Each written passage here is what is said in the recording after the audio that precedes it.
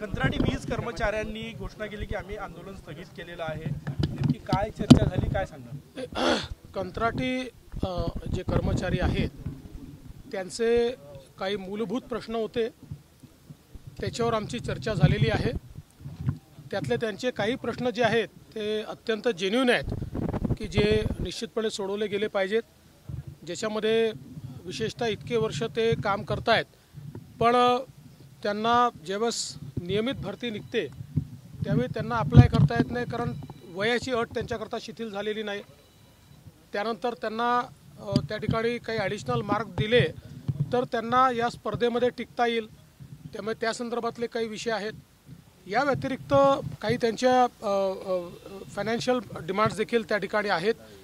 एक विशेष महत्त्वाची त्यांची जी मागणी आहे की कंत्राटदार जे आहेत ते शोषण करतात, नियमित आणि त्यांना जेवढं वेतन देय आहे ते वेतन त्यांना मिळत नाही आणि म्हणून थेट त्यांच्या खात्यामध्ये ते वेतन गेलं पाहिजे। तर ही मागणी जी आहे ती मला असं वाटतं योग्य आहे। आम्ही त्याचं एक मेकॅनिझम आता तयार करण्याचा प्रयत्न करू की ज्यातनं थेट त्यांच्या खात्यात त्यांचं वेतन हे गेलं पाहिजे। काही ठिकाणी खात्यात वेतन गेल्यानंतर कंत्राटदार ते वेतन विड्रॉ करून घेतो आहे, तर त्याही अशा प्रकरणांची चौकशी करण्याचे आदेश मी देणार आहे, कारण अशा प्रकारे जर अशी पिळवणूक किंवा फसवणूक होणार असेल तर ते देखील योग्य नाही आहे। त्यामुळे त्यालाही कशा प्रकारे प्रतिबंधात्मक उपाय करता येतील हा देखील आपला प्रश्न त्या ठिकाणी आहे। काही त्यांच्या ज्या फायनान्शियल डिमांड्स आहेत, एक मी आमची त्यांना अडचण समजावून सांगितली की आम्ही 2019 साली जी काही वाढ दिली होती ती सगळीच्या सगळी वाढ ही MERCने डिसअलाव केली आणि ती डिसअलाव केल्यामुळे आता त्याचा भार जो आहे तो पूर्णपणे कंपन्यांवर पडलेला आहे आणि त्याची वसुली कंपन्यांना करता येत नाही। त्यामुळे आता या संदर्भात कुठलेही निर्णय घेताना ते विचारपूर्वक घ्यावे लागतील, MERCच्या फ्रेमवर्कमध्ये घ्यावे लागतील आणि म्हणून लवकरच तिन्ही जे आमचे कंपन्या आहेत त्यांच्या MD सोबत एक बैठक ही जी काही संयुक्त कृती समिती आहे त्या समितीची आम्ही त्या ठिकाणी करणार आहोत आणि त्या बैठकीमध्ये याच्यावर सविस्तर चर्चा हे ते लोक करतील आणि त्यात मग प्रत्येक गोष्टीत काय काय मार्ग आपल्याला काढता येईल तो मार्ग आपण काढणार आहोत।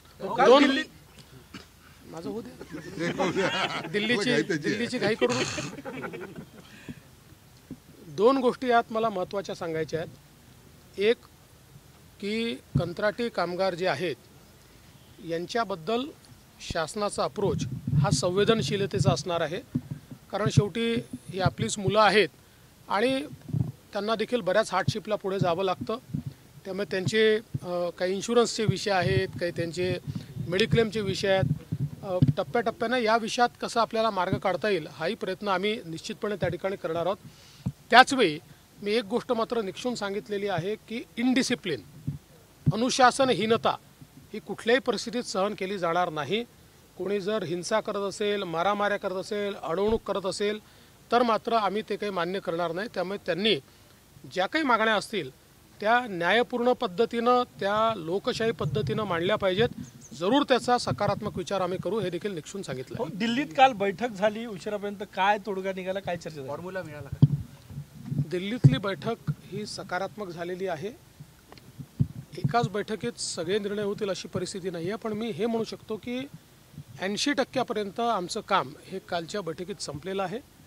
20% जे आमचे आता म्हणजे बसलो जरी नसलो तरी आपापसात फोनवर चर्चा चालली आहे, ज्या काही थोडे बहुत आमचे विषय राहिले आहेत। मला विश्वास आहे आम्ही लवकरच हे पूर्ण करू शकतो। राज ठाकरे म्हणाले दुसऱ्याची पोरं सध्या खांद्यावर खेळवले जाण्याचा प्रकार सध्या महाराष्ट्रात सुरू आहे, अशा पद्धतीने भाऊ बाळा नांदगावकरांनी हे पण म्हटलेलं आहे की जर काही चांगलं होणार असेल तर भाजपसोबत जायला काय हरकत नाही। असं आहे की या संदर्भातली आमची भूमिका ही आम्ही यापूर्वी देखील सांगितलेली आहे की आत्ता मनसेने जी काही व्यापक भूमिका घेतलेली आहे ती भूमिका आमच्या विचाराशी विसंगत नाही आहे। त्याच्यामुळे कसं आहे की आधी क्षेत्रीय अस्मिता जी आहे ती आम्हाला मान्यच आहे। महाराष्ट्रात राहून मराठी माणसाबद्दल बोलणं हे योग्यच आहे, ते केलंच पाहिजे। मराठी माणसाचे सगळे अधिकार प्रोटेक्ट केलेच पाहिजे, पण त्याचसोबत एक व्यापक भूमिका देखील असली पाहिजे, एक्सक्लुजनची भूमिका असू नये असं आमचं मत होतं।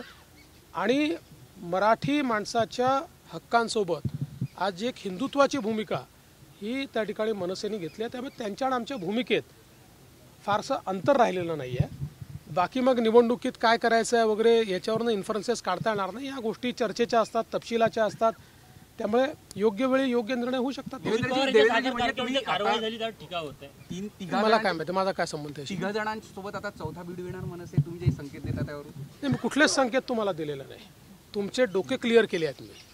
तुम्ही जे अंदाज 25 चालवता त्याबद्दल तुम्हाला मी काय फॅक्ट आहे हे एवढं सांगितलेलं आहे. कधीपर्यंत जाहीर होण्याची शक्यता किती दिवस तरी अंदाजे?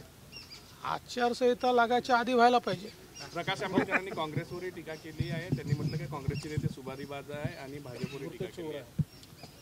साहेब, आंबेडकर साहेब कोणाबद्दल काय बोलतात, कधी बोलतात, या संदर्भात मी काय सांगू?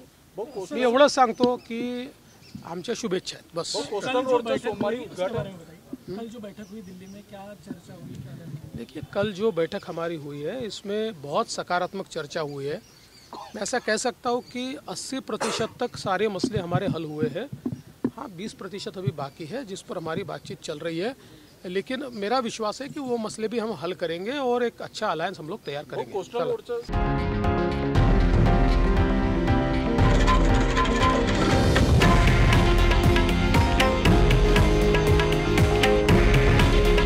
हे आहे देशातील नंबर 1 न्यूज नेटवर्क आणि आपण पाहत आहात TV9 मराठी.